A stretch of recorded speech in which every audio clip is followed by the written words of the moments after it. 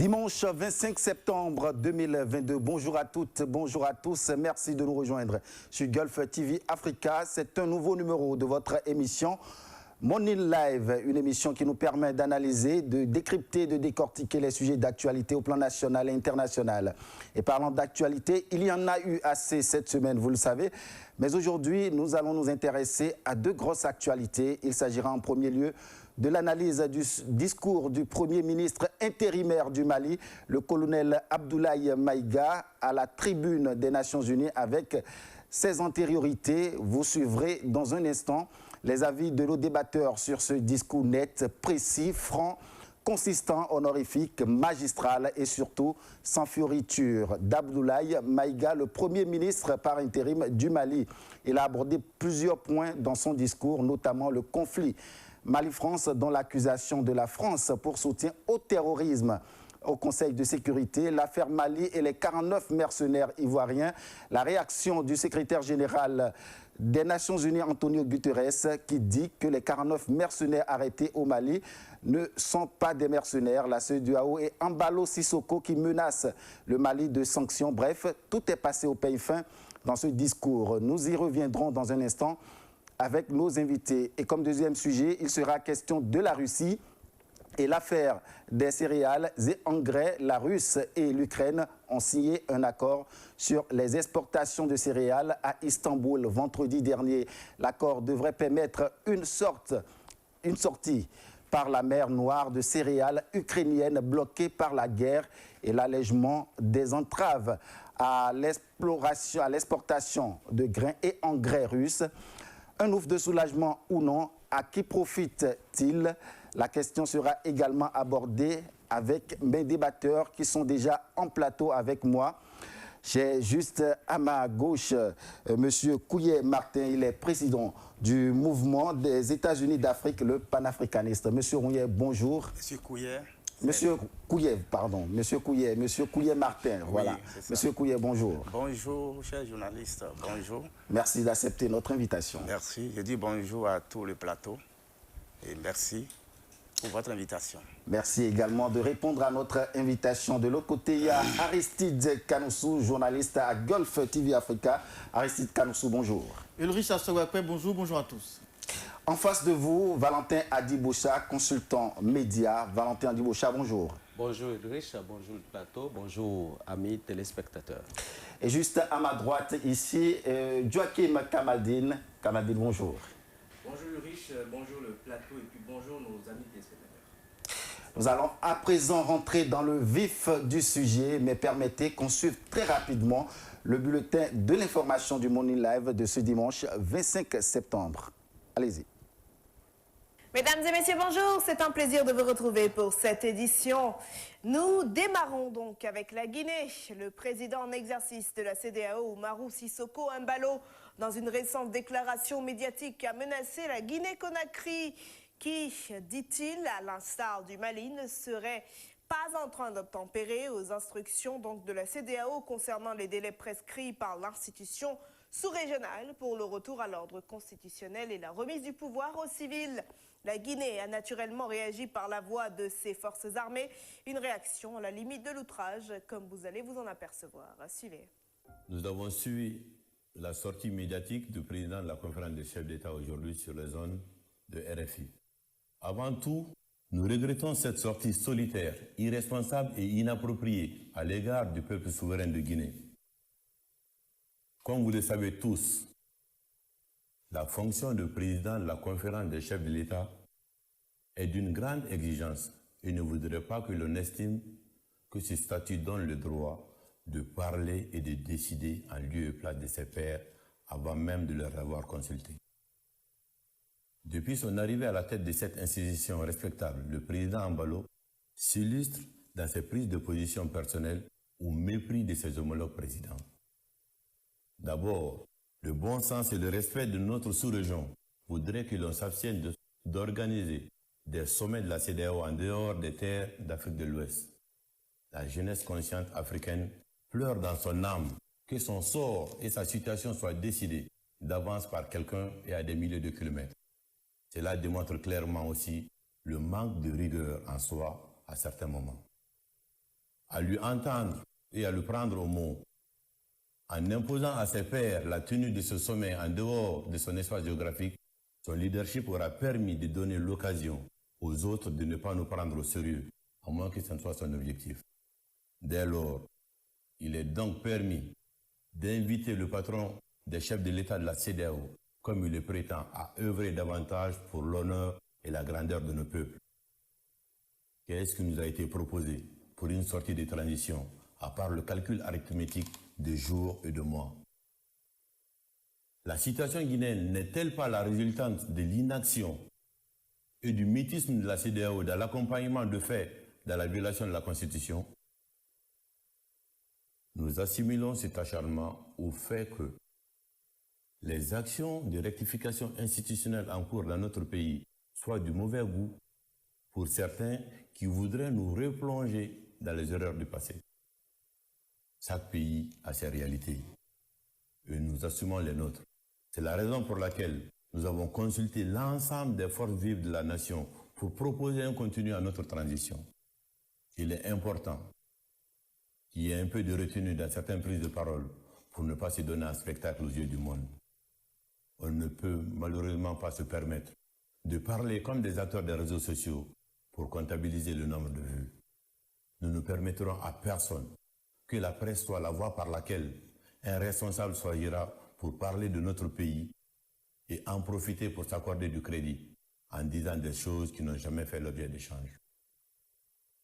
La première sortie n'a pas fait l'objet de réaction parce qu'il avait été estimé qu'il fallait de la hauteur. La vérité est que quelqu'un se permet de dire ce qui n'a pas été dit et veut faire croire cela aux gens. On n'est pas dans une émission de guignol ou de télé-réalité. Il s'agit de relations diplomatiques entre des États responsables qui requièrent le respect. Au sujet des sanctions pré-proclamées, nous répondons que ce n'est pas une surprise venant du président Mbalo. Nous regrettons ces propos qui s'apparentent à de l'arrogance contre notre pays et un dictat aux autres chefs d'État de la CEDEAO. Ce qui reste sûr, les prises de position du président Bissau-Guinéen ne seront pas de nature à détériorer les relations historiques, séculaires et fraternelles entre nos deux peuples.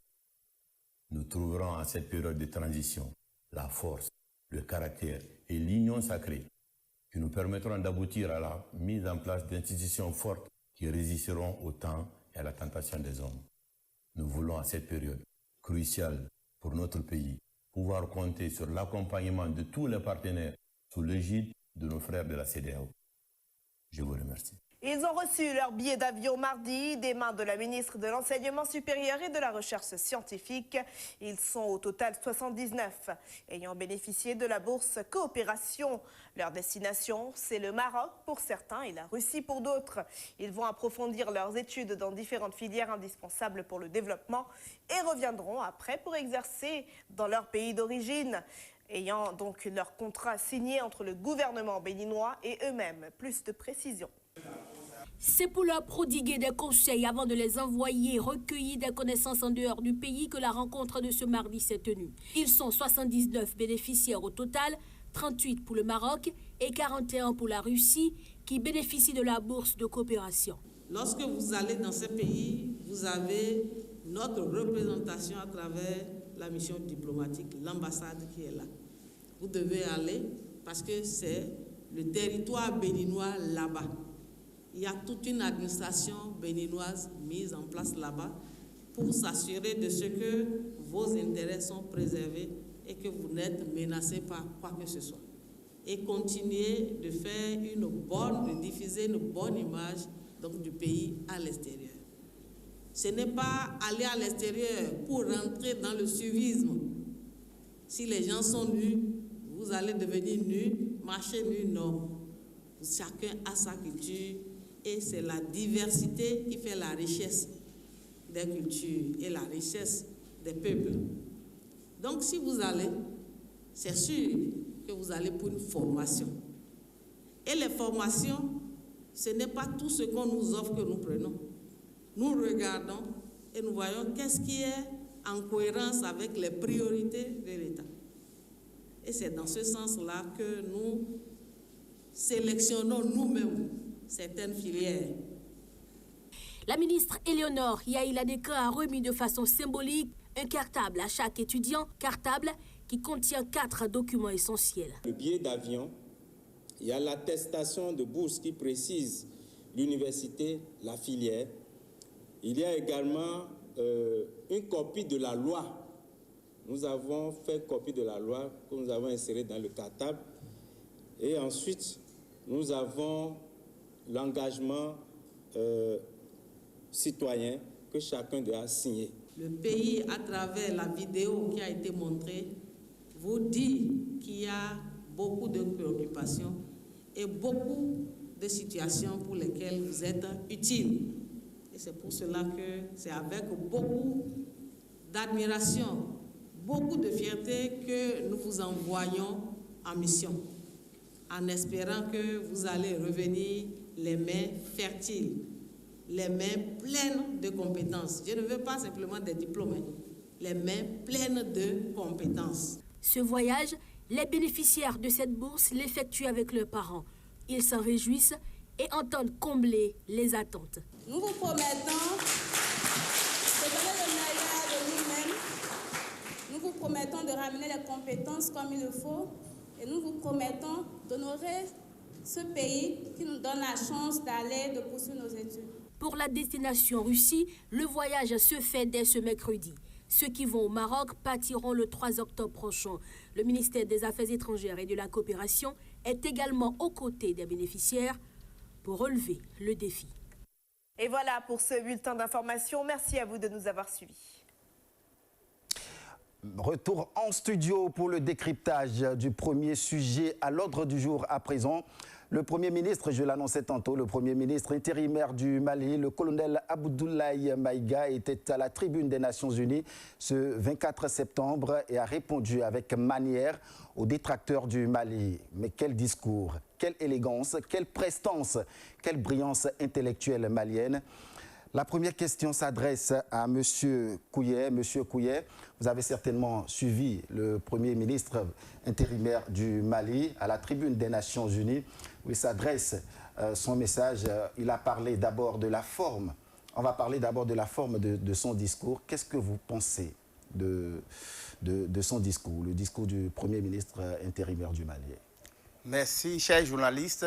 Je me dois d'abord de vous remercier pour m'inviter, pour me prononcer sur ce sujet. C'est un sujet d'ordre capital pour les Africains que nous sommes. Nous sommes des Africains qui doivent s'affirmer. Alors, ce discours que j'ai écouté avec beaucoup d'admiration, beaucoup de passion, ce discours relance réellement le débat des Africains sur l'échiquier international. Et c'est un discours que nous n'allons vraiment pas cesser de commenter. Et je suis fier de ce discours que le Premier ministre, le colonel Maïga, a prononcé à l'instance de l'Assemblée des Nations Unies. Et je suis fier de ce discours. D'accord, je vais me retourner cette fois-ci vers Aristide Canosso. Aristide, vous êtes certes citoyen béninois, mais quel sentiment vous a animé rien qu'à écouter le Premier ministre intérimaire du Mali? Merci beaucoup Ulrich Assogbape. Vous savez que nous sommes sur une chaîne panafricaine qui justement déploie beaucoup d'énergie à pouvoir révéler l'Afrique autrement, ou du moins dégager l'Afrique de l'emprise du néocolonialisme. Eh bien, ce gène-là, naturellement, nous est imprimé de façon naturelle et nous assimilons ça de façon naturelle. Et vous ne pouvez que remarquer ma joie d'avoir suivi un discours, comme vous le disiez tout à l'heure, d'énergie, de prestance, un discours qui rassure que désormais nous avons en Afrique des gens qui ont compris l'enjeu, des gens qui vont inspirer d'autres générations. Pour moi, c'est un discours mémorable et mémorial, un discours qui va rester longtemps dans la mémoire des Africains et qui relève tout ce qui constitue problème aujourd'hui en Afrique. Un discours qui n'est pas dans la figuration, un discours qui est dans les faits qui, justement, est aligné sur les remarques pertinentes, qui est aligné sur des problèmes qui minent aujourd'hui, que ce soit le Mali ou l'Afrique, et tout est énuméré avec précision. Et donc je pense que dans l'ensemble, nous on ne peut que s'en réjouir, on ne peut que se dire satisfait de la confiance que le Premier ministre intérimaire du Mali, qui d'ailleurs dans sa toute première sortie, a relevé grandement le défi. Et comme vous le savez, cette 77e Assemblée générale de l'ONU tourne autour du thème défi. Le mot défi prend une place majeure dans le thème qui a constitué le débat. Et donc pour moi, la forme, si je vais me limiter à la forme, c'est une forme qui convainc. C'est une forme qui nous rassure. C'est une forme qui permet aujourd'hui à l'Afrique de se mirer à travers la bravoure du Mali. Merci à vous, Aristide Kanoussou. Valentin Adiboucha, le Premier ministre malien l'a répété 3 fois dans son discours à la tribune des Nations Unies, je cite, « Nous avons été abandonnés en plein vol le 10 juin 2021 par la France qui a décidé unilatéralement de retirer la force Barkhane du Mali. Mon pays a été ensuite poignardé dans le dos par les autorités françaises. » Fin de citation. Et ce n'est pas tout. Plus loin, il enfonce le clou en parlant de la trahison des autorités françaises qui se sont transformées en une junte au service de l'obscurantisme. Êtes-vous, Valentin Adiboucha, est-ce que tout ne porte vraiment pas à croire que c'est la France qui est derrière le terrorisme au Mali et pourquoi pas dans les autres pays de l'Afrique, du continent africain, dans lesquels nous observons une instabilité totale? Merci Ulrich. J'aimerais d'abord me prononcer sur la forme du discours. Les temps ont changé, nous ne sommes plus aux mêmes époques. Aujourd'hui, nous sommes à l'ère, n'est-ce pas, de l'indépendance. L'Afrique veut exprimer son indépendance totale. Nous avons affaire à des chefs d'État qui doivent comprendre que les rapports, c'est de pays à pays, de chef d'État à chef d'État. Il n'y a pas un ciel sous lequel un chef d'État est plus chef que l'autre. Il n'y a pas un ciel sous lequel on peut se permettre d'intervenir sur la vie d'un pays à volo, comme bon nous sommes. Il faut comprendre que désormais, lorsque nous avons en face des partenaires, nous avons en face, n'est-ce pas, des homologues, il faut les traiter avec tout le respect qui leur est dû. J'ai aimé la chronologie, n'est-ce pas, dans les faits, dans l'évolution du discours, n'est-ce pas, du ministre intérimaire malien. J'ai également remarqué, n'est-ce pas, qu'il a affirmé son identité malienne, hein, le pays des guerriers, le pays des hommes forts, et qui veulent, n'est-ce pas, marquer leur territoire. Aujourd'hui, nous retenons de cette session de l'Assemblée des Nations Unies que c'est son discours qui aurait marqué, n'est-ce pas, cette session-là. Et ça, c'est fondamental. À revenir maintenant à la coopération qui existe entre la France et les pays africains en général, et entre la France et le Mali. Il est temps pour les Français de comprendre que les choses ont changé. On nous promettait qu'après le départ de la force Barkhane, le Mali, c'est un théâtre de tueries immense. On ne pourra pas contenir les assauts des djihadistes et tout le reste. Mais le Mali a démontré sa capacité, n'est-ce pas, à résister. Et c'est là où il faut faire attention lorsqu'on a des militaires au pouvoir. Ils ont déjà préparé le départ de Barkhane. Que Barkhane leur lâchait en plein vol, c'est juste une façon de caresser la France. Ils savent très bien qu'en refusant la présence des Français sur leur territoire, il y aurait des réprimandes, il y aurait un retour de l'ascenseur. On voudra les nuire, on voudra leur créer toutes sortes de problèmes. Donc ils sont préparés à cela. Et c'est ça qui a fait qu'il a le courage de tenir ses propos.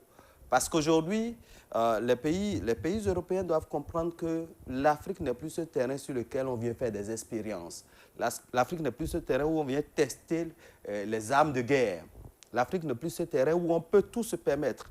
Et l'autre chose, c'est la capacité à obtenir les informations. Aujourd'hui, nous sommes à l'ère du numérique et plus rien n'est caché sous le soleil. C'est-à-dire les actions de la France pour déstabiliser, n'est-ce pas, le dispositif malien ne passent plus inaperçus. Et vous voyez la tribune que Abdoulaye Maïga a choisie pour apostropher la France. Dans un passé un peu lointain, aucun pays africain n'aurait eu l'audace, dans une assemblée des Nations Unies, de tenir ce genre de propos. C'est la preuve que les paradigmes, les rapports de force ont changé et il va falloir que les nôtres comprennent. Et ça, je pense que le Mali est en train de montrer l'exemple. Il va falloir que les autres pays africains, au lieu de chercher à régler les problèmes africains sur des territoires étrangers, s'asseyent ensemble et discutent de pair à pair pour trouver, n'est-ce pas, le juste milieu afin d'éviter que nous exposions, n'est-ce pas, négativement à la face du monde. D'accord, merci Valentin Adiboucha. Joachim Kamaldine, êtes-vous du même avis que Valentin Adiboucha en écoutant le Premier ministre par intérim du Mali? Quel sentiment vous a animé tout de suite en tant qu'Africain? Moi, je dois vous dire déjà que quand j'ai vu le Premier ministre par intérim, il y a une chose qui m'a frappé. Tout d'abord, c'est son habillement. C'est pour dire déjà, nous affirmons en fait qui nous sommes. Nous ne nous habillons pas comme les autres. Nous sommes des Maliens. Nous portons ce qui nous définit. Donc, il est allé à cette tribune. Dans la forme déjà du discours, il était très posé. On voit que c'est vrai, c'est un militaire, mais c'est quelqu'un qui a étudié. C'est un intellectuel. Ce n'est pas un militaire qui a juste décidé, voilà, on va faire un coup d'État, et puis voilà. Vous voyez, depuis le 18 août 2020, je pense que dès que le coup d'État a été fait, beaucoup de personnes se sont certainement dit, ben, voilà, l'Afrique encore, un énième coup d'État de plus. Mais aujourd'hui, nous voyons que les militaires maliens au pouvoir sont décidés à aller jusqu'au bout. C'est des gens, comme l'a dit Valentin tout à l'heure, ils sont venus au pouvoir, mais ils étaient totalement préparés pour tout ce qui allait suivre. Parce que le Mali, c'est un territoire stratégique. Pourquoi est-ce que depuis des années, Barkhane est là? Combien de forces sont là? Mais le terrorisme, au lieu de diminuer, n'a fait qu'augmenter. Je pense qu'ils en ont eu marre. Et puis, lors de son discours, il a dit à maintes reprises, ce n'est pas qu'ils sont contre la France, ils sont contre cette élite française qui décide de maintenir le continent sous terre, qui décide de maintenir le continent dans l'eau, noyé. Vous voyez? Donc, ils sont vraiment révoltés. Et aujourd'hui, quand vous écoutez ce discours, on sent clairement qu'ils en ont marre. Et aujourd'hui, en fait, c'est vraiment le moment pour eux de l'affirmer. Merci Kamaldine. C'est vrai, quand on écoute ce discours, on sent vraiment que les Maliens en ont marre. Et ce n'est pas que les Maliens, c'est toute l'Afrique, c'est tout le peuple africain. Avant de revenir et d'entrer dans les détails de ce discours, nous allons suivre un extrait de la déclaration du Premier ministre intérimaire du Mali à la tribune des Nations Unies. Le gouvernement du Mali dénonce les influences extérieures négatives et les tentatives d'instrumentalisation de certaines entités légalement présentes au Mali pour servir des agendas cachés, y compris à travers l'exploitation de la question des droits de l'homme aux fins de déstabilisation. Monsieur le Président, le monde se souviendra qu'après avoir été abandonné en plein vol le 10 juin 2021 par la France, qui a unilatéralement décidé de retirer la force Barkhane du Mali, mon pays a été ensuite poignardé dans le dos par les autorités françaises. La précision est d'autant plus utile que nous refusons tout amalgame avec le peuple français que nous respectons.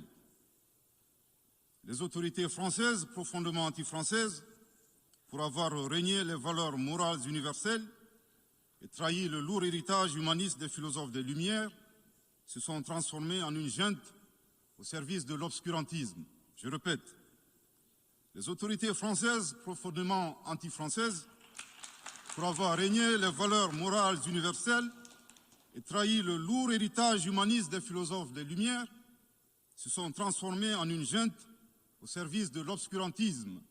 Je répète pour une dernière fois. Les autorités françaises profondément anti-françaises, pour avoir régné les valeurs morales universelles et trahi le lourd héritage des philosophes des Lumières, se sont transformées en une junte au service de l'obscurantisme. Obscurantisme de la junte française nostalgique de pratiques néocoloniales, condescendantes, paternalistes et revanchardes, qui a commandité et prémédité des sanctions inédites, illégales, illégitimes et inhumaines de la CEDEAO et de l'UEMOA contre le Mali et mon pays. Après plus de 10 ans d'insécurité et en fait des milliers de morts, autant de réfugiés et de déplacés internes, n'est-ce pas un sacrilège de mettre une population malienne victime de l'insécurité dans un pays enclavé sous embargo pendant 7 mois, en procédant à la fermeture des frontières et la saisie des comptes financiers du Mali. Grâce à sa résilience et à la solidarité des pays amis et des peuples africains, le peuple malien a tenu et a déjoué les pronostics de ses adversaires. Obscurantisme de la junte française qui s'est rendu coupable d'instrumentalisation des différences ethniques, en oubliant si vite sa responsabilité dans le génocide contre les Tutsis au Rwanda, coupable également de tenter désespérément de diviser les Maliens, enfants d'une même famille. Enfin, obscurantisme de la junte française qui a violé l'espace aérien malien en y faisant voler des vecteurs aériens tels que des drones, des hélicoptères militaires et des avions de chasse plus d'une 50aine de fois, en apportant des renseignements, des armes et munitions aux groupes terroristes. Voilà, retour en studio à présent, M. Martin Kouyé. Le Premier ministre malien, le colonel Abdoulaye Maïga, est allé jusqu'à dire que le Mali peut donner des preuves que la France, sinon les autorités françaises, fournissent des renseignements et même des armes aux groupes terroristes. En tant qu'Africain, en tant que panafricaniste que vous êtes, en écoutant ces genres de choses, qu'est-ce que ça vous fait? Voilà, chers journalistes, nous sommes à l'ère de la vérité. Et si vous remarquez la façon et la manière dont le Premier ministre malien s'exprime,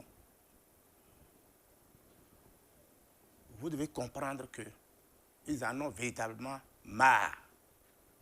Ce qu'il dit vient du fond du cœur et c'est la vérité. On ne peut pas tourner autour du pot. Vous savez, quand il parle de l'obscurantisme de la junte française, mais c'est une réalité. Il n'y a pas question de tourner autour du pot. Les terroristes dont vous parlez, vous croyez qui a formé les terroristes? Si vous ne voulez pas être sincère en tant qu'Africain, ne soyez pas sincère. Vous voyez, les terroristes dont on parle, mais c'est des Africains qui sont loin dans des contrées où il n'y a pas des armes. Vous voyez, nos parents là-bas n'ont même pas ce qu'il faut pour manger décemment. Ils vont trouver l'argent ou pour acheter les armes chez les Africains. Alors c'est quelqu'un qui leur fournit les armes.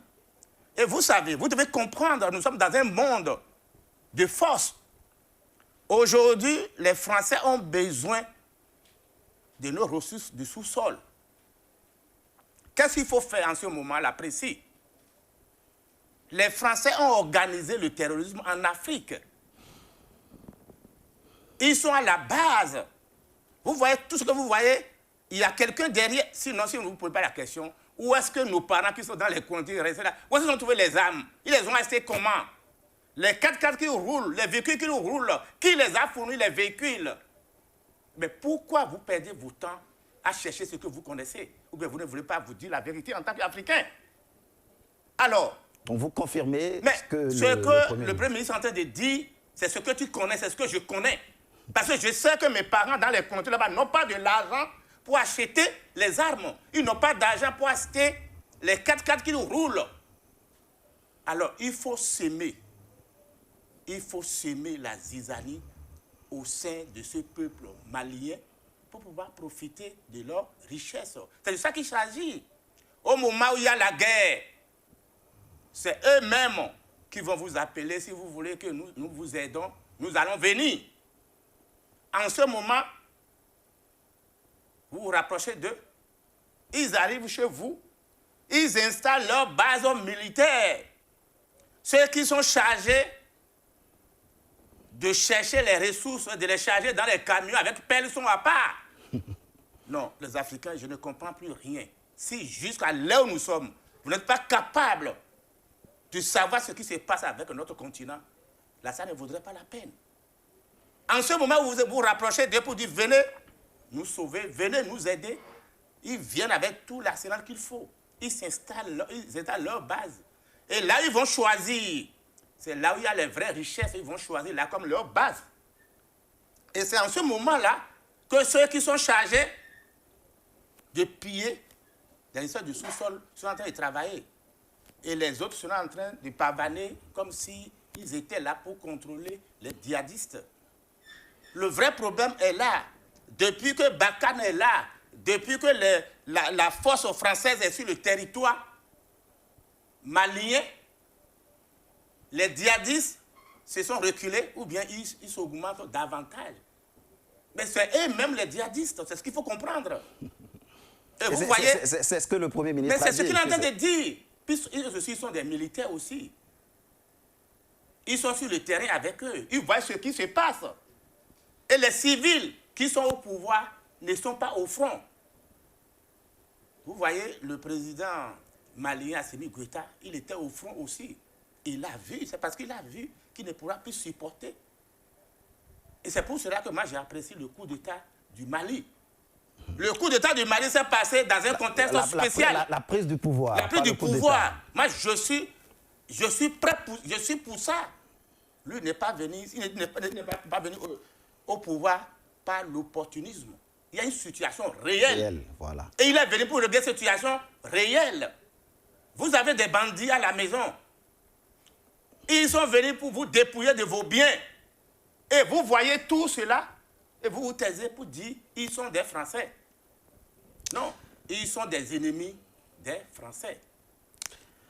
Merci, monsieur Couillet. Valentin Adjibocha, est-ce que vous êtes du même avis ou est-ce que ces terroristes, ces groupes terroristes-là, trouvent les moyens pour s'offrir des armements sophistiqués, puissants aujourd'hui? Réponse dans les propos d'Abdoulaye Maga. Il a répondu à cette question, à cette préoccupation. Première chose, hein, au lieu de regarder la tête, n'est-ce pas, de l'équipe de la coalition qui est au pouvoir au Mali, il faut regarder le fond du problème.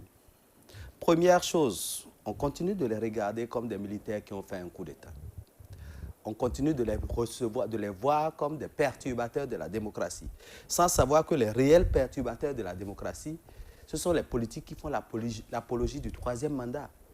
À partir du moment où vous semez de la pagaille dans les constitutions, vous violez les principes démocratiques mondialement, universellement acquis.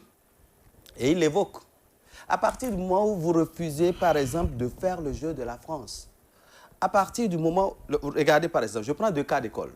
Je prends le Tchad et je prends le Mali. Il y a eu coup d'État au Tchad, oui ou non? Et un militaire est venu au pouvoir. Mais les Français ont caressé la chose comme si c'était tout à fait normal. Parce que là, ils ont pu mettre en place un dispositif qui, n'est-ce pas, fait leur affaire. À partir de ce moment, non, au Tchad, on n'en entend même plus parler. Mais dès lors que ceux qui sont venus à la tête du pouvoir au Mali ne font pas le jeu de la politique française, on les traite de tous les noms. On les traite de toutes les manières. Et maintenant, on veut œuvrer à déstabiliser, n'est-ce pas, la quiétude qu'ils essaient de placer au Mali. Et c'est ça déjà le premier problème. Et ça ne peut plus continuer. Donc, ils ont pris tout leur temps. Ils ont préparé cette session. Hein. Ils ont préparé ça minutieusement. Tout ce qu'il a dit là, c'est tout ce que, n'est-ce pas, la coalition au pouvoir au Mali a pensé. Et donc, il porte la parole de tous les Maliens.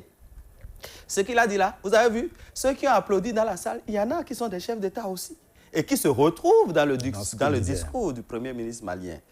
Première chose. Deuxième chose, il parle des valeurs morales universelles. Ces valeurs morales universelles amènent les chefs d'État à se traiter d'égal à égal. Et non un chef d'État, si jeune soit-il, se pense tout permis et qui peut donc aller dans la maison du voisin et puis faire ce qu'il veut. Qu'est-ce que cherchent les avions de guerre, n'est-ce pas, dans les airs maliens? Que cherchent les drones? Alors qu'on sait qu'aujourd'hui, avec des drones, on peut aller positionner des outils. Autrement dit, on peut alimenter des réseaux en armes avec des drones. Comme on peut transporter des médicaments avec des drones, on peut également transporter des armes avec des drones. M. Kouya demandait tout à l'heure, où trouve-t-il ces armes sophistiquées? Justement. Vous n'avez pas encore vu des djihadistes opérer.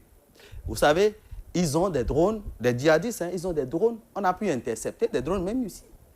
Où trouvent-ils ces armes, ces drones? Ils ont trouvé ça où? Ces djihadistes, où trouvent-ils ces armes sophistiquées? À qui profite la guerre? Ça, c'est la question qu'il faut se poser. Est-ce que les pays africains fabriquent des armes? Non.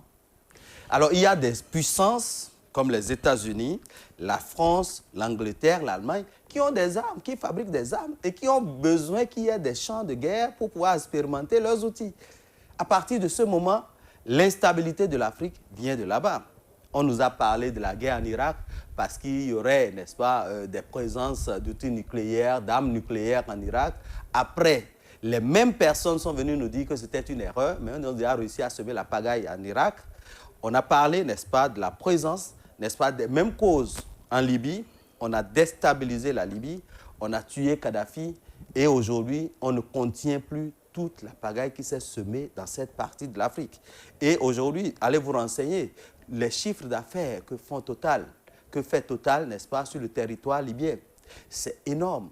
Autrement dit, on met en avant les questions de démocratie, alors que derrière, nous sommes les vrais antidémocratiques et on vient déstabiliser des États pour pouvoir profiter de la manne qui se trouve sur les territoires. Aujourd'hui, ça ne pourra plus continuer. Le langage a changé et il faut avoir le courage en tant qu'Africains de pouvoir dire à nos amis français et autres et leurs alliés que nous ne sommes plus au temps, n'est-ce pas, où tout peut se faire. Aujourd'hui, il faut réfléchir par deux fois avant de vouloir entreprendre des initiatives en Afrique. Merci Valentin Adiboucha. Aristide Canossou, le Premier ministre intérimaire a dit par ailleurs, je cite, « l'obscurantisme de la junte française nostalgique de pratiques néocoloniales, condescendantes, paternalistes et revanchardes qui a commandité et prémédité les sanctions inédites, illégales, illégitimes et inhumaines de la CEDEAO et de l'UEMOA contre le Mali. » Alors, ma question est celle-ci. Est-ce qu'effectivement la France se trouve derrière cette sanction qui a été infligée au Mali, selon vous? Merci beaucoup, Ulrich Assogbape. Et je pense que je ne vais pas prendre ce qui se dit comme un refrain, parce que je suis convaincu qu'il y a des Africains qui vont estimer que c'est le chant qui se fredonne actuellement. Il faut que tout le monde le fredonne. Je voudrais m'appesantir sur la logique de ce qui se dit. Quand vous écoutez Abdoulaye Maïga, le ministre intérimaire du Mali, vous trouverez trois idées principales qui se dégagent de son discours. Des idées bien logiques, à mon avis. D'abord, il lance un appel au respect de la souveraineté du Mali. Un appel au respect de la souveraineté du Mali. J'en viendrai dans le développement pour répondre à votre question. Parce que la souveraineté du Mali, vous savez déjà ce que ça représente. En second lieu, il lance un appel au respect des choix politiques du Mali. Ce qui est très important. Un pays doit être libre de faire des choix politiques, des choix conséquents pour son État. Et en troisième lieu, un appel à la prise en compte des préoccupations du Mali. Et naturellement, ils ont parlé de la réciprocité dans les faits. Quand les gens qui sont des pro-domination vont vouloir s'opposer à cette dynamique que le Mali est en train de mettre en place. Donc, quand je regarde le fond de ce discours et j'entends Abdoulaye Maïga répétait 3 fois la même phrase, je me dis qu'il est convaincu. Il sait de quoi il parle. Il sait de quoi il parle quand il accuse, parce que là, il indexe l'implication directe de la France dans tout ce qui se fait, avec tant de conviction. C'est-à-dire qu'il est venu confirmer ce que la majorité du peuple africain disait tout bas. Il est venu le confirmer avec un courage inouï. Eh bien, quand il le dit, et il le répète 3 fois, pour moi, d'abord, c'est de nous souligner l'implication de la France dans tout ce qui se fait comme désordre au Mali et par ricochet en Afrique, mais également d'accuser directement la France. Et vous avez vu le thème qu'il a utilisé, la junte française. Et j'estime que... Et la junte française anti-française. Anti-française. Et là, il est en train même de séparer les choses. Il ne mélange pas tout. Autrement dit, on n'est pas contre les Français. On n'est pas contre les Français. Mais on est contre ceux qui sont contre les Français et les Africains à la fois. Voilà. Donc, j'estime que c'est une logique, franchement, qui mérite d'être applaudie. Et cela, déjà, d'ailleurs, a été applaudi. Comme le disait tout à l'heure Valentin Djibocha, ceux qui étaient dans la salle ne sont pas que des participants ordinaires. Il y a des chefs d'État qui épousent cette dynamique. Donc, pour moi, si la France, aujourd'hui, a réussi, en dehors de ce que Valentin Djibocha a cité, a réussi à faire tuer, à mon avis, plusieurs milliers de personnes en Côte d'Ivoire pour installer Alassane Ouattara et valider Ouattara. Pour moi, en dehors de tout ce que la France a déjà pu commettre en Libye et tous les autres, et aujourd'hui, le Mali a dit clairement que malgré le départ des forces Barkhane, il y a encore des drones qui survolent le Mali. Justement. Il y a encore des gens qui continuent d'alimenter, et il dit clairement qu'ils ont les preuves, d'alimenter les forces terroristes. Et aujourd'hui, quand vous regardez le Mali fait face à 4 problèmes fondamentaux. Et il a eu le temps de le citer. Il a dit, par exemple, en premier lieu, le Mali fait face au terrorisme.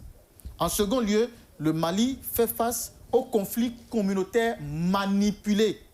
Il a été clair, hein, manipulé par les terroristes étatiques étrangers. Les conflits communautaires manipulés par les terroristes étatiques étrangers. En troisième lieu, il dit que la criminalité transrégionale organisée. Et en quatrième lieu, les actions violentes individuelles ou individualisées.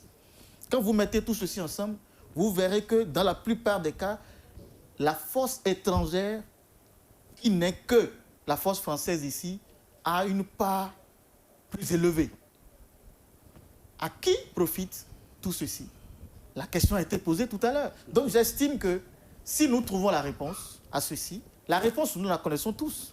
Mais il va falloir, dans une logique telle que nous l'avons vue avec Abdoulaye Maïga, que tous les Africains s'inscrivent dans une logique pareille pour démontrer par A plus B, avoir le courage, parce qu'il y a des gens qui ont des informations, mais qui ont peur de partager.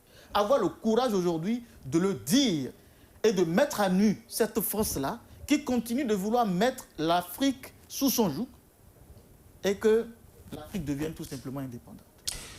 Merci Aristide Kanou. Joachim Kamaldine, est-ce que vous partagez le même avis que vos prédécesseurs, tous ceux qui sont intervenus sur ce plateau aujourd'hui et qui estiment qu'il y a une main invisible derrière les sanctions de la CEDEAO et de l'UEMOA à l'encontre du Mali et même au-delà, il y a une main invisible derrière le coup de ces terroristes-là au Mali et dans tout le Sahel? Je pense que si on ne partage pas cet avis aujourd'hui, c'est que soit on est aveugle, soit on est con. Excusez-moi de le dire. Hein. Parce que ce n'est pas possible de voir qu'un pays qui a de grandes ressources reste plongé, ne se développe pas, et puis qu'on pense que c'est totalement normal. Aujourd'hui, il y a quelque chose, moi, qui m'a toujours un peu fait rire, hein, quand on parle de sommet France-Afrique. Pourquoi est-ce qu'on ne fait pas sommet France-Bénin, sommet France-Mali? Si on est aussi riche que ça, on peut organiser des sommets avec chacun de ces pays. Mais si on prend la France, c'est tout un continent. Et puis tout un continent. C'est une insulte. Oui, c'est grave. C'est une injure. C'est une injure. Et quand on suit le discours du Premier ministre par intérim, franchement, ce n'est pas un discours qui a été écrit à la va-vite.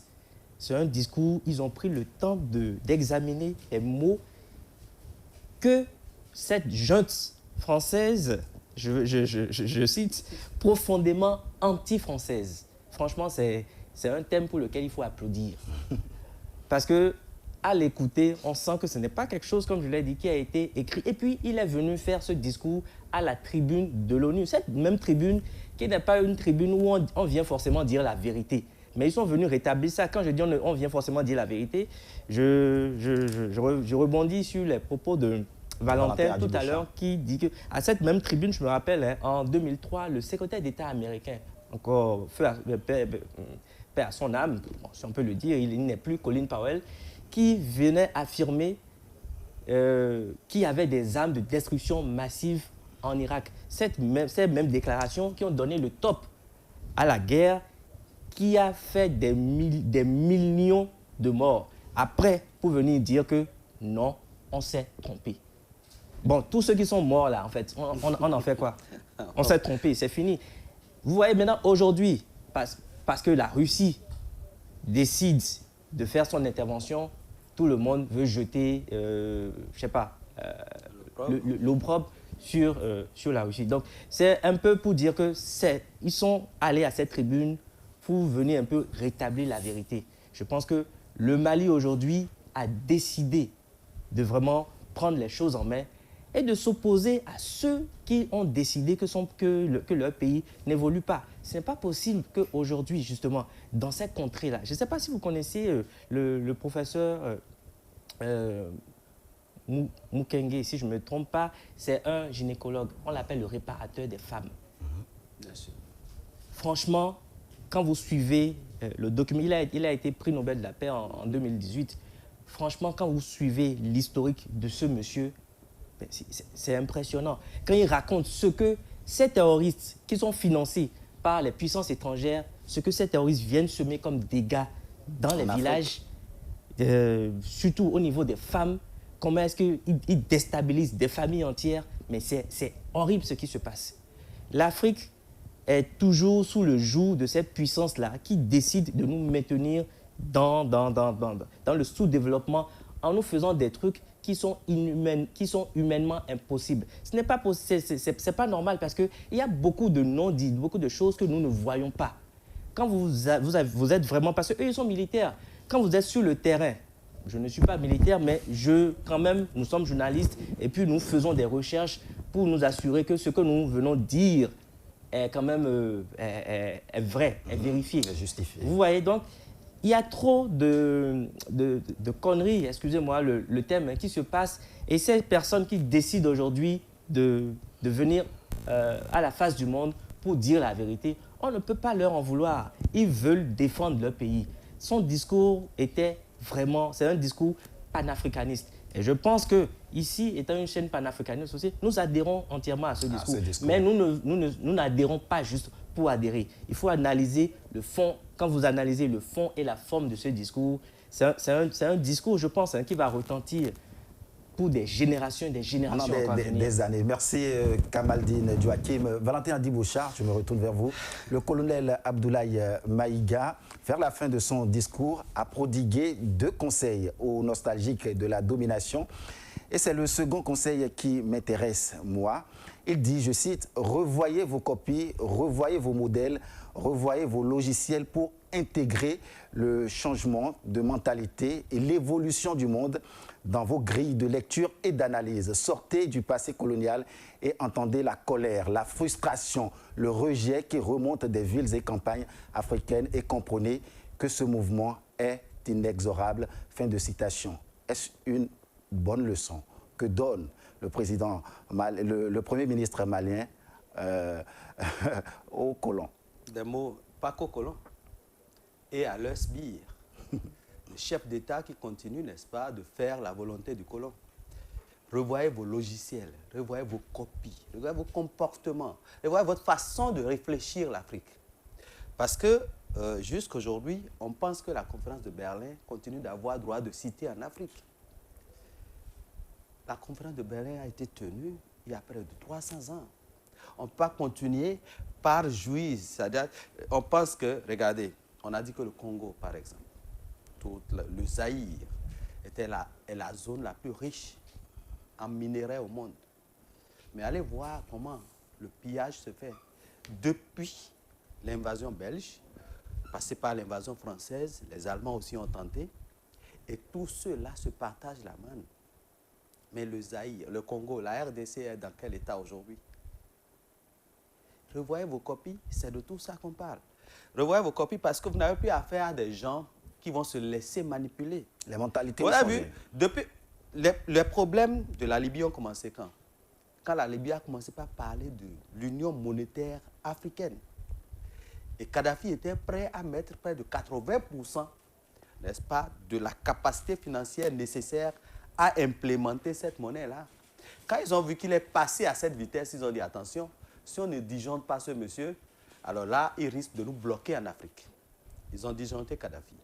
À partir du moment où Thomas Sankara a commencé par dire qu'il faut changer de façon de réfléchir, que les Africains doivent comprendre que ce n'est pas eux-mêmes que le développement peut être impulsé, on a dit ce jeune homme, et il a commencé par le dire dans des tribunes très officielles, si on ne l'arrête pas, il risque de faire effet boomerang. Il risque de porter avec lui un certain nombre de chefs d'État et ils vont les annihiler. Tous les panafricanistes qui ont occupé des postes de chefs d'État et qui ont voulu, n'est-ce pas, restaurer l'histoire de l'Afrique, les puissances étrangères, notamment la France, ont trouvé l'alchimie pour les disjoncter. Aujourd'hui, les Maliens ont dit que nous, on a compris le logiciel, on a suffisamment étudié votre méthode et nous sommes maintenant prêts à vous résister. Et c'est ça qui prouve tout le courage, toute la détermination, toute l'abnégation dont a fait preuve, n'est-ce pas, le premier ministre malien en voulant aller à cette tribune-là pour affirmer un certain nombre de positions. Personnellement, je pense que les logiciels dont il parle, c'est non seulement le colonisateur ou le néocolonisateur, mais Sesbire. Vous avez vu, il a apostrophé la CEDEAO. Pourquoi? Parce qu'il a compris qu'à la tête de la CEDEAO, il y a un certain Gambien qui se comporte comme un instrument qu'on peut utiliser, je voulais employer un mot plus fort, mais je préfère dire un instrument, qu'on peut utiliser à volo. Il se fait des déclarations à l'emporte-pièce. Il dit que lorsqu'on occupe cette position, lorsqu'on est un président en exercice de la CEDEAO, on doit se comporter comme un fédérateur et non quelqu'un qui est là pour répéter à volo les propos d'une certaine puissance.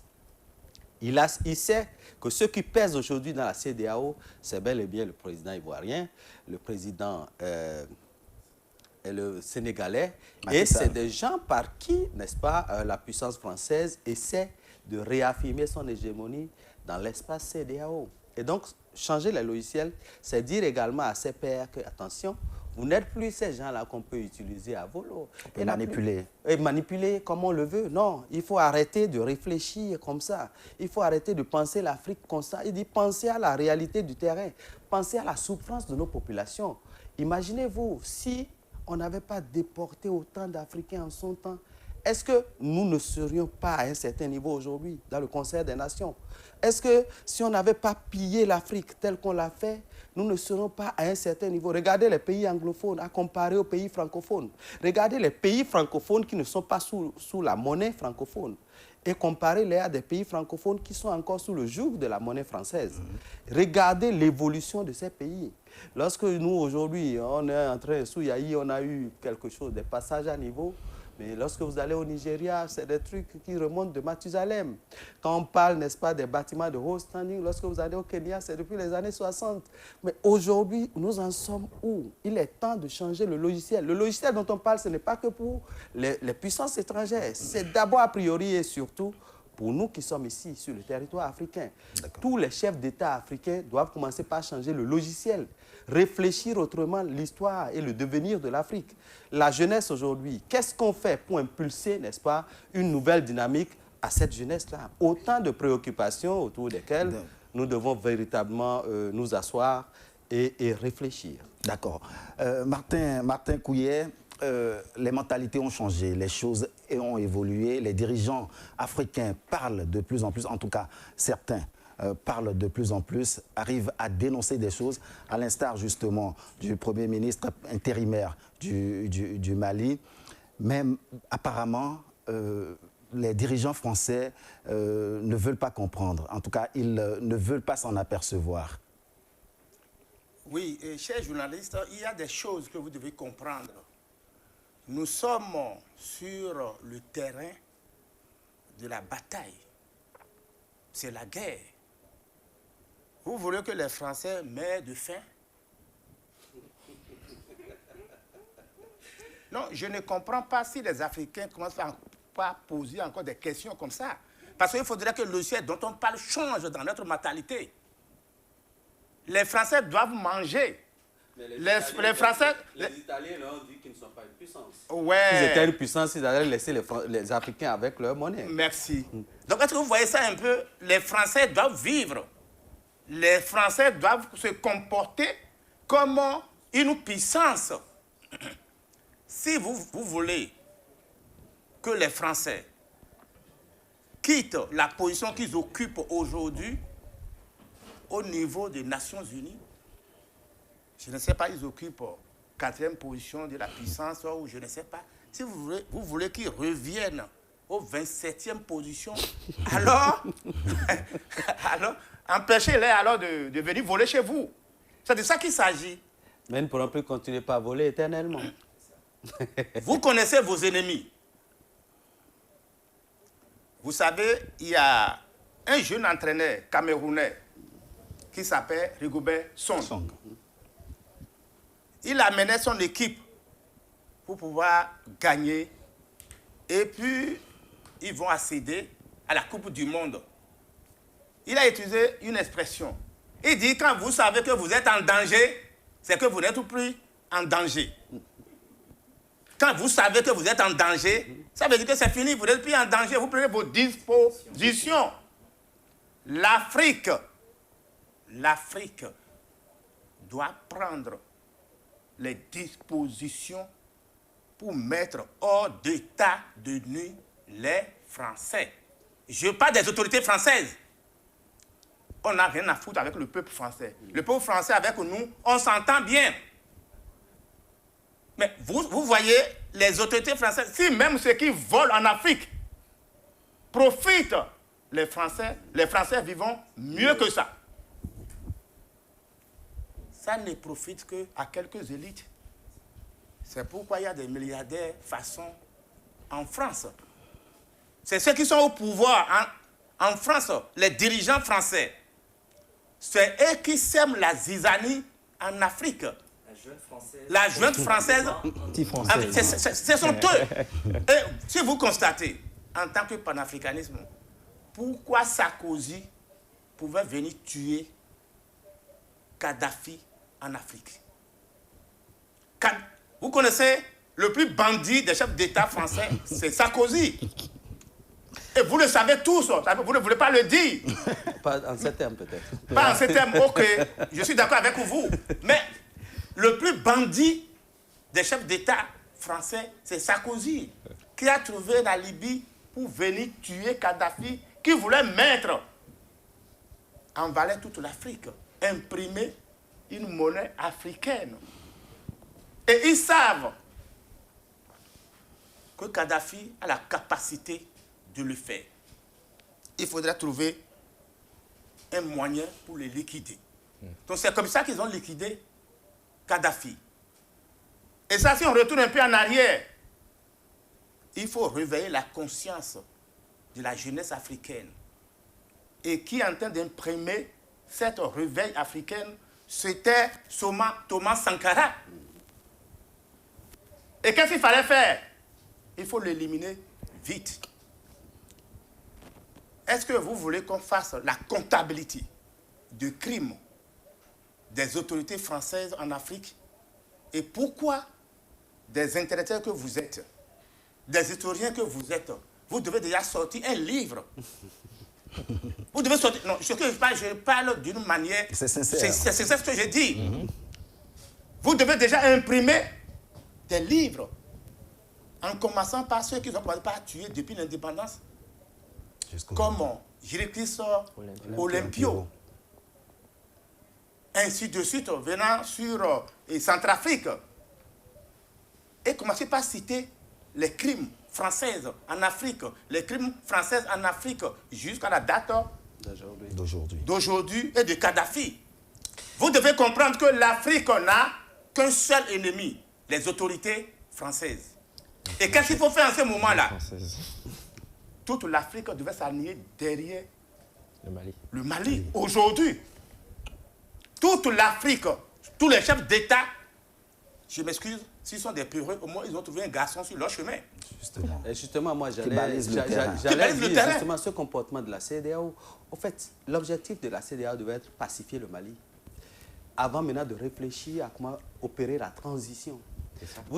Il a parlé de chiffres arithmétiques, c'est-à-dire ce qui les préoccupe, c'est quand est-ce que la coalition militaire au pouvoir va céder le pouvoir aux civils. C'est tout. Est-ce que vous comprenez avec moi que la CEDEAO, qu'est-ce qui se passe avec la CEDEAO?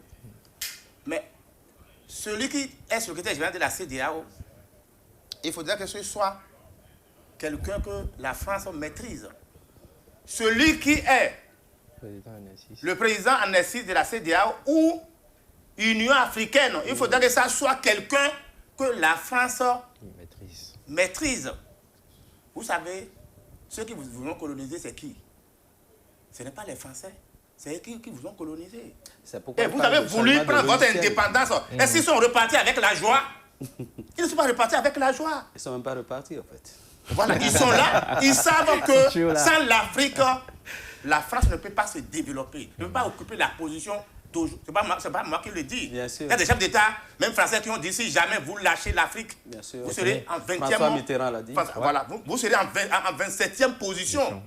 Alors si les Africains comprennent ça, et que les chefs d'État africains, Union africaine, la CEDEAO, s'ils comprennent tout ça là, pourquoi encore se cacher?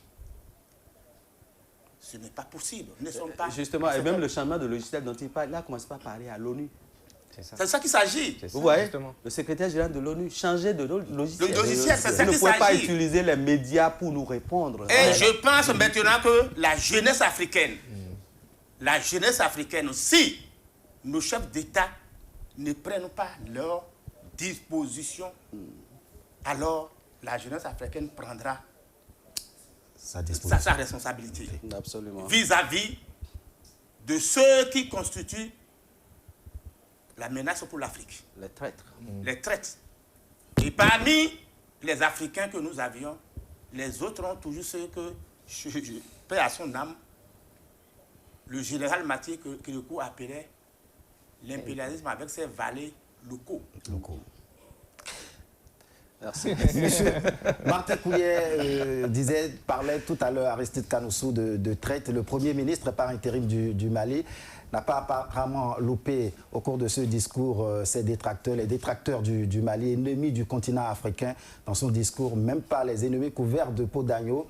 Il a répondu par exemple au président ivoirien Alassane Dramane Ouattara, qui, quelques heures plus tôt, jouait au conseiller et lui répond par ces mots, je cite très rapidement, dans un langage plus simplifié et en référence à une métaphore footballistique, le troisième mandat est une magie, c'est l'art de se dribbler soi-même en regardant le ballon. Excellence, Monsieur le Président Ouattara, vos conseils nous rappellent la triste réalité, l'histoire du chameau qui se moque de la bosse du dromadaire. Aristide Kanoussou, qu'est-ce que vous pensez de ça? Oui, il a dit, c'est le fait de se dribbler tout en gardant le ballon, pas en regardant le ballon. Tout en gardant, ça dit se dribble, mais le ballon est toujours avec lui. Et il a dit que Alassane Ouattara, il a indexé clairement à travers 3 principes. Il a dit d'abord, le premier principe, c'est des gens qui, lors de leur premier mandat, lancent un ballon d'essai, une tentative de révision de la Constitution.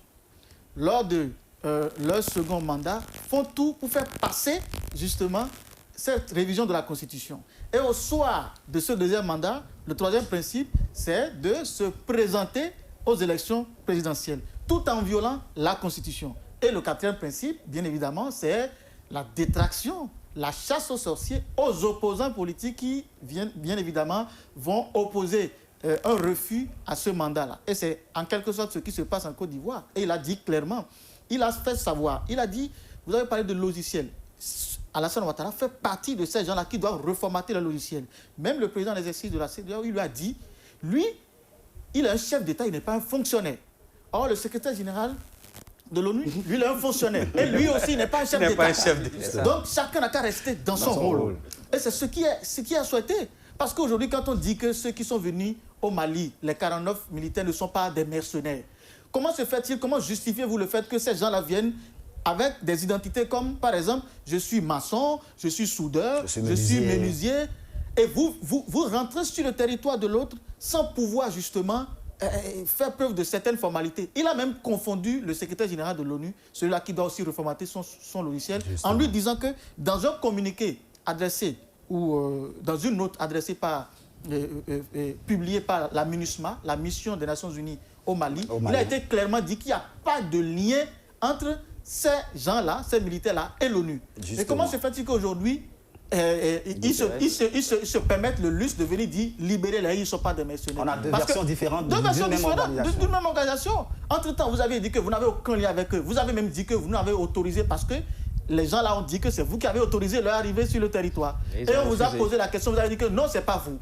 Et vous avez dit qu'il n'y a aucun lien entre eux et nous. Et vous levez, vous dites qu'ils ne sont pas des mercenaires de la libérer. C'est une confusion totale. Il a aussi parlé du président du Niger. C'est la preuve que ça vient de là-bas. Oui, justement, c'est la preuve que ça vient de là-bas. Vous voyez la façon dont les gens sont en train de chosifier l'Afrique aujourd'hui. Imaginez un Emmanuel Macron qui prend l'Afrique comme son électorat et il lance une campagne. Il descend, il passe de pays en pays, comme s'il veut conquérir ou bien reconquérir un territoire. Mais c'est dangereux. À partir du simple fait qu'on a vu que la Russie est en train de gagner du terrain dans le choix politique des Africains, on vient maintenant lancer une campagne africaine pour reconquérir le terrain. Donc il faudrait que les gens comprennent déjà que la France n'est pas encore partie et mieux, elle n'est pas prête à partir. Merci Aristide Kamsou. Nous allons passer rapidement au second sujet à l'ordre du jour. En tout cas, depuis ce samedi, c'est une liesse populaire qui s'observe, Valentin Adibocha, dans les différentes villes africaines après le message qualifié du meilleur d'un dirigeant africain à l'ONU. L'Afrique de l'intelligence et des libertés réitère, elle aussi, son soutien indéfectible au peuple malien et au gouvernement de la transition au Mali et à tous les panafricanistes. Aujourd'hui, il est clair, toutes ces légendes décédées et qui ont combattu pour la liberté de l'Afrique, je veux nommer Kwame Nkrumah, Modibo Keïta, Patrick Lumumba, Thomas Sankara, Steve Biko, Muammar Kadhafi et autres, sont fiers du président de la transition au Mali et de son gouvernement pour leur combat noble. Comme je le disais, nous allons passer au second sujet du jour. Le président russe, dans l'une de ses récentes sorties, affirmait que les exportations de céréales de Kiev allaient majoritairement vers les pays de l'Union européenne et non vers les pays pauvres, ce qui crée un risque de catastrophe humanitaire. La raison de l'aggravation de la crise alimentaire mondiale serait due à la tension entre la Russie et l'Ukraine. Votre avis à propos de ça, Valentin Adibocha? Je pense que, comme je vous l'ai dit à l'entame de cette émission, nous sommes à l'ère de l'information, du pouvoir de l'information. Plus rien n'est caché sous le soleil. Quand il a dit ça, tout de suite, vous allez voir la réaction de l'AFP. Ils sont allés filmer un navire en partance pour l'Afrique, comme pour justifier, n'est-ce pas, que ce que le président russe est en train de dire n'est pas vérifié. Alors qu'au fond, ils sont très bien conscients de la masse, du nombre de cargaisons, n'est-ce pas, qui ont été désorientées. Et c'est justement ça qui m'amène à me demander quel est l'intérêt, n'est-ce pas, qu'ont ces pays-là, l'axe des alliés, à savoir la Grande-Bretagne, la France, la Grande-Bretagne, les États-Unis et autres, à vouloir maîtriser l'Ukraine.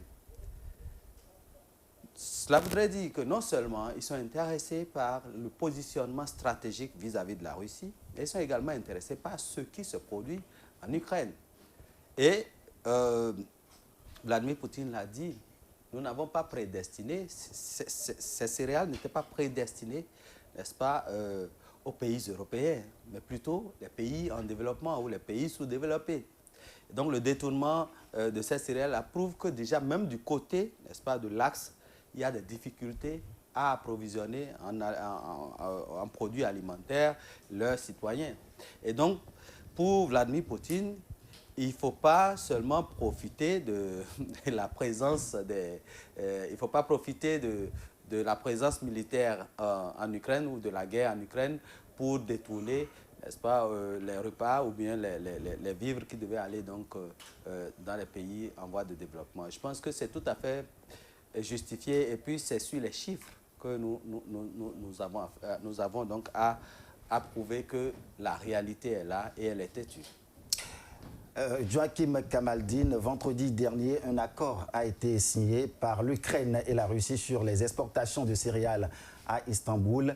L'accord permet une sortie par la mer Noire des céréales ukrainiennes bloquées par la guerre et un allègement des entraves à l'exportation de grains et engrais russes. Un ouf de soulagement ou pas? Bon, d'accord, un ouf de soulagement, d'accord, mais comme Valentin l'a dit tout à l'heure, les problèmes en amont, est-ce que tout a été réglé? Parce qu'aujourd'hui, on trouve, il y a cet accord qui est louable pour l'Afrique, évidemment, mais ces navires dont on parlait tout à l'heure, toutes ces quantités de céréales qui se retrouvent détournées à chaque fois, comment est-ce que ça arrive à se produire depuis si longtemps et puis ça passe crème? Je pense que tout le système qui est là avait un certain problème déjà à la base. Et aujourd'hui, que la Russie arrive à signer cet accord avec, pour alléger les peines de nos populations, je pense que c'est tout à fait louable. Couillet Martin, je retourne vers vous. La Russie, elle au moins, soutient les pays africains en leur fournissant du blé et autres produits. Mais la France, qui ne nous apporte rien, qui ne nous donne rien, qui ne nous est utile en rien, il faut oser le dire, et qui, bien au contraire, pille les ressources du sous-sol africain en l'approvissant pour se développer. C'est à cette France-là que certains de nos dirigeants africains continuent de s'accrocher. Ce n'est pas un paradoxe là, selon vous? Alors, chers journalistes, je vous remercie beaucoup, mais je le disais depuis des années, ça fait plus de 20 ans que je disais, nous devons aussi, nous-mêmes, Africains, nous devons changer nos logiciels. Changer nos logiciels signifie quoi? Vous savez, nous parlons quelle langue ici depuis qu'on est arrivé ici? La langue française. La langue française. C'est la seule langue de travail que nous avons ici au Bénin. Mais ça me fait mal, moi. Les Japonais parlent leur langue. Les Chinois parlent leur langue. Le petit pays français parle sa langue. Et nous, maintenant, c'est cette langue qu'on nous a enseignée. La question que je pose à l'Union africaine, le travail de l'Union africaine, depuis que cette institution est installée en Afrique, c'est quoi? La CEDEAO, c'est quoi? Nous ne sommes pas capables d'avoir une langue propre à nous-mêmes. Vous allez dire, les Chinois, comme ils parlent le chinois, ne se développent pas. Vous allez me dire, quand les Japonais parlent leur langue, ne se développent pas. Mais pourquoi l'Afrique ne peut pas parler, choisir une langue dans laquelle nous allons travailler, de logiciel dont on parle?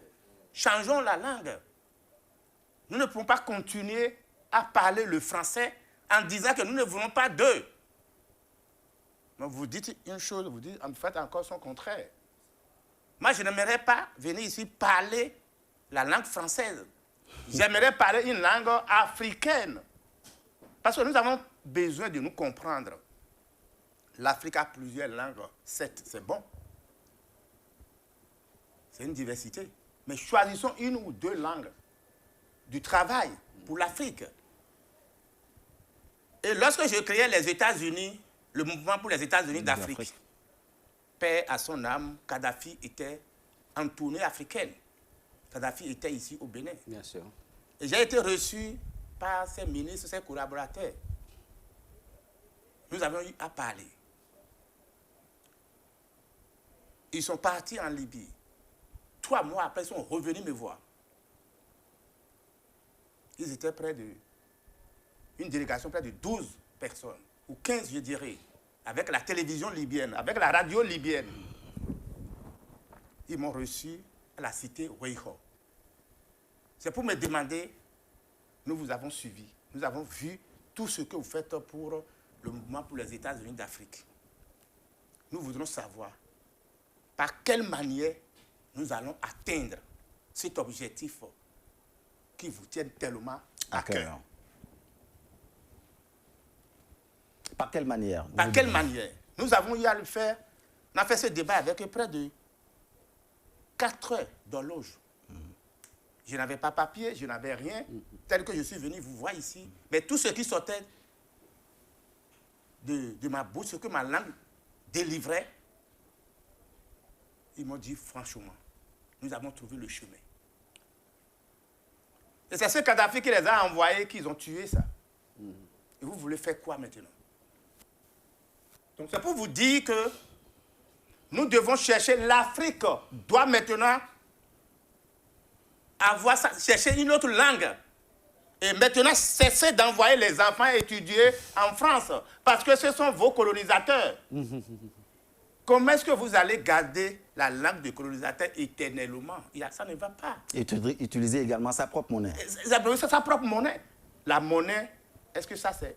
Les Japonais n'ont pas leur monnaie. Bien sûr. Les Chinois n'ont pas leur monnaie. Ils ne sont pas développés. Le Nigeria utilise sa propre monnaie. Le Nigeria s'est développé plus que tous les pays africains et français. Première puissance africaine. Le Ghana même utilise sa monnaie. Et pourquoi toute l'Afrique n'a pas utilisé sa monnaie? Et je ne sais pas quel est ce débat qu'on mène. On n'a plus besoin de faire ce débat. Parce que la réalité est là. Le Nigeria, choisissons alors Naira, on fait avec le Nigeria. Vous choisissez Sidi. Si vous ne voulez pas, choisir notre monnaie. Et quels sont ceux qui sont à la base de cela? C'est la France qui refuse que le franc CFA, ils prennent le franc CFA. Lorsque la France vient venir acheter les ressources lumineuses chez toi ici, il fabrique le franc CFA chez lui là-bas. Parce que nous allons fabriquer les francs CFA. C'est vraiment... C'est dommage pour l'Afrique. Là où on fabrique le franc CFA, c'est en France.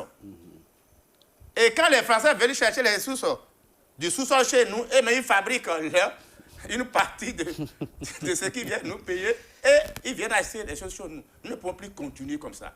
Si vous voulez que l'Afrique se développe, il est temps que nous changeons nos logiciels à notre niveau d'abord. Changeons la langue et changeons maintenant la monnaie. Et cessez d'envoyer nos enfants étudier le français parce que quand vous allez là-bas, ils vous enlèvent tout de la tête. Ils vous disent, c'est seulement la France qui est la meilleure. L'ami de l'Afrique. On vous reformate. Donc, c'est la France qui est la meilleure. Dans nos écoles, dans nos écoles. Dans le primaire, on étudie l'histoire française. Je me rappelle, quand nous étions petits, là, je m'avais en France. Je vais partir en France. Rêve pour l'Africain, c'est d'aller en France. Parce qu'on nous a formatés comme ça. Mais la France, il n'y a rien en France. Vous avez été là. Quand je m'avais en France, je ne trouve rien en France. Il n'y a rien là-bas. Donc les gens nous ont formatés pour dire que c'est là-bas qu'il y a le ciel et la terre. Tu vas là-bas, tu es au paradis. Mais il n'y a rien là-bas. Merci, M. Couillet. Merci. Avec la crise russo-ukrainienne qui a créé la crise alimentaire mondiale, il est clair que ces deux pays, je veux parler de la Russie et de l'Ukraine, mais notamment la Russie, pèse considérablement dans la balance mondiale. En tout cas, cette crise nous a permis de nous rendre à l'évidence. Alors, Aristide Kanso, l'Afrique ne bénéficierait pas plus aujourd'hui en collaborant avec des partenaires comme la Russie, par exemple, qui peuvent apporter quelque chose de positif pour son développement et son épanouissement? Il faut dire que l'Afrique a commencé déjà par implémenter cette lancée-là, cette vision. Et je crois personnellement que la Russie va apporter beaucoup. Beaucoup sur le plan militaire notamment, pour justement aider à la sécurisation. Comme vous le savez, l'Afrique... Même sur le plan alimentaire également. Sur le plan alimentaire, je suis un peu sceptique parce qu'on ne peut pas à la fois être en train de parler d'indépendance et être dépendant de l'autre sur le plan alimentaire. Aujourd'hui, quand je vais à Porto Novo, je ne vois plus le ablo yoki que je mangeais avec de l'arachide de par le passé. Quand tu vois quelqu'un aujourd'hui en train de manger ablo yoki ou bien de prendre de ablo, de prendre des trucs fabriqués ici, comment on appelle, jongoli, on estime que c'est l'enfant malade du pays, on estime que c'est le plus pauvre, c'est le moins nanti, alors que c'est notre valeur, c'est notre art culinaire, c'est ce que nous devons valoriser. Avec le manioc aujourd'hui, on peut faire beaucoup de choses. Ce que nous mangions avant, aujourd'hui, les gens, ils se sont tellement francisés que, eh bien, quand tu les vois, c'est les shawarma, c'est les... Et puis, etc., etc. Or, nous avons des choses ici qui ne nous rendent même pas malades. Des choses ici qui nous permettent d'être en bonne santé et de travailler. Quelqu'un a dit, par exemple, que les 3 éléments fondamentaux qui vont permettre à l'Afrique de se développer, c'est d'abord la langue, la monnaie et l'armée. Moi, je vais remplacer même la langue par la culture. Parce que la culture, ça va regrouper beaucoup de choses. À la fois la langue, le mode vestimentaire, le mode alimentaire et tout ce qui va avec. Est-ce que nous sommes prêts aujourd'hui en Afrique à affronter cela? C'est ça le problème. Maintenant, si la Russie nous apporte une aide sur le plan militaire, c'est bien. Sur le plan géostratégique, c'est bien. Je pense qu'on doit applaudir ça. Mais sur le plan alimentaire, on doit commencer. La guerre russo-ukrainienne, c'est un avantage pour l'Afrique de développer ses propres potentialités sur le plan alimentaire. Et s'auto-suffire. Donc, j'estime que moi, ma position sur la Russie, c'est que la Russie est comme le Mali en Afrique actuellement. Seulement que le conflit géostratégique qui entoure la Russie met la barre très haute par rapport à ce que traverse le Mali ici. Donc j'estime que, moi personnellement, je soutiens la Russie, qui d'ailleurs soutient l'Afrique dans son émancipation, dans son indépendance absolue. Et c'est à féliciter. Et ce qui est à encourager, c'est que nous puissions être véritablement indépendants. Vous voyez, quelqu'un a initié le Bekoun ici au Bénin. Le Bekoun, l'alphabet qui va permettre à ce que nous puissions écrire en une seule langue, et une langue que l'Afrique entière peut comprendre. Vous pouvez parler et écrire dans le Bekoun. C'est-à-dire le Bekoun qui a été initié par un Béninois, c'est un alphabet qui permet d'écrire et de parler en une seule langue, une langue commune à l'Afrique, comme il proposait l'État général des Africains. Donc je pense que cela devait être soutenu. Mais qu'est-ce que le Bénin a fait? Le Bénin a fermé les portes de cette école. Le Bénin a fermé les portes de cette école sous prétexte que c'est anticonstitutionnel, que notre constitution reconnaît la langue française comme langue officielle. Mais ça, je pense que c'est une faute que nous commettons en agissant ainsi. Il va falloir que nous fassions la promotion de nos langues. Et c'était très important. Joachim Kamaldine, très rapidement, est-il acceptable encore aujourd'hui que l'Afrique, un continent assez riche, continue à être enrhumé quand les autres toussent? Quand je veux parler de l'Ukraine et de la Russie, quand tous, que le continent africain soit enrhumé alors que c'est un continent qui est immensément riche. Déjà, c'est pas normal qu'un pays attende l'aide extérieure pour voter son budget. Je me rappelle, c'était encore en 2017, quand le président Macron était au Ghana. Il y avait le discours du président ghanéen, Nana Akufo-Addo, qui était un discours très fort. Franchement, quand on a écouté ce discours à l'époque, on s'est dit, voilà, ça y est. Mais bon, après, on a vu ce qui s'est passé, en fait. C'était un discours, voilà, pour nous jeter la poudre aux yeux. Et puis après... Non, il y a eu des jeux de couloir. Oui, voilà. Après, ça s'est encore endormi. Voilà, on est suffisamment riche en Afrique. L'Afrique est riche. Aristide l'a dit tout à l'heure. Cette crise en Ukraine, cette opération de la Russie en Ukraine, nous démontre aujourd'hui que l'autosuffisance alimentaire, ça y est, c'est le moment. Parce que le blé, ce blé dont on souffre tellement, il y a beaucoup d'alternatives ici. Il y a ce maïs-là, en fait, le maïs, le manioc, ça se fait déjà. On n'a pas forcément besoin, je pense que si on commence réellement, on n'a pas besoin du blé forcément pour faire... pour faire le pain, pour faire cette petite pâtisserie-là. C'est le moment pour nous de réellement réfléchir. On a le manioc. On a le manioc, et de nous dire que nous devons nous éloigner de tout ça. Parce que ces puissances-là, elles veulent toujours que nous soyons dépendantes d'elles. Mais si nous ne voyons pas en cette crise une opportunité pour saisir notre destin en main, je pense que nous resterons aveugles éternellement. Merci. Valentin, votre mot de fin très rapidement, en 30 secondes. Non, il est temps que nous nous débarrassions des clichés tout faits qui ont déjà montré leurs preuves et que le partenariat entre l'Afrique et les autres pays entre les pays africains et les autres pays soit diversifié. Ceux qui ont déjà fait leurs preuves, ceux qui ont déjà atteint leurs limites, on s'en débarrasse et on s'ouvre à un partenariat gagnant-gagnant. C'est la seule manière pour l'Afrique de décoller. L'autre chose, c'est l'indépendance alimentaire. Il faut qu'on réfléchisse. Hier, quelqu'un l'a évoqué sur ce plateau. Aujourd'hui, nous insistons encore sur cela. Il faut que l'Afrique réfléchisse à être indépendant sur le côté alimentaire. C'est très important pour le reste de l'histoire de notre continent. Martin Couillet, votre mot de la fin. Merci. D'abord, je voudrais vous dire, quand on parle de céréales, et vous êtes en Afrique, vous attendez que d'autres vous apportent des céréales. Vous voulez que votre créateur se fâche contre vous, que Dieu se fâche contre l'Afrique avec les terres fertiles que nous avons. Mais il faudrait que nos dirigeants ont une politique agricole, qu'on industrialise l'agriculture. Nous aurons à manger et peut-être aider les autres. L'Afrique ne peut pas parler de céréales, ça fait une honte. Si vous faites comme ça, Dieu va se fâcher contre vous. Parce que la nature vous a tout donné. Nous sortons de là, mettez maïs là, quelque part là maintenant, ça va pousser dans 24 heures. Non, c'est fini ça. D'accord. Il faut une politique agricole. Et aujourd'hui, nos enfants, quand je parle de formater, mais nous faisons quoi maintenant pour commencer par fabriquer la voiture ici là? Qu'est-ce que nous sommes en train de faire pour commencer par fabriquer les motos que nous roulons tous les jours? Parce que nous en avons besoin. Quels sont les enfants les meilleurs que nous avons envoyés dans les écoles pour apprendre à inventer les voitures africaines, les téléphones africains? Qu'est-ce qu'on fabrique ici maintenant?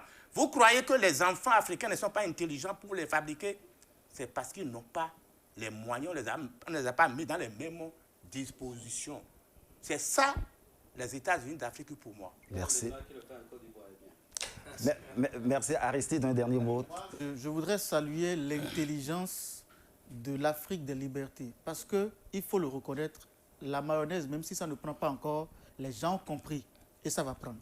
Merci à vous. L'heure qui nous est impartie est allée à son terme. C'est la fin de cette émission Morning Live de ce dimanche 25 septembre 2022. Deux sujets étaient décryptés par nos débatteurs sur ce plateau. Il s'agit de l'analyse du discours sincère, franc, consistant, honorifique, magistral du Premier ministre intérimaire du Mali en réponse aux détracteurs du peuple malien et de l'exportation des céréales et des engrais de la Russie et de l'Ukraine, deux pays en guerre. Merci, chers téléspectateurs et auditeurs de Golf TV Africa et Golf FM Africa de nous avoir suivis. Le prochain rendez-vous de votre émission Morning Live, c'est le samedi prochain et dimanche prochain avec des sujets d'actualité aussi accrochants comme vous les aimez suivre justement. À midi, vous allez suivre l'édition de la mi-journée avec Spero Aoussinou. Au revoir et très bonne suite de journée à vous en compagnie des programmes de Golf TV Africa.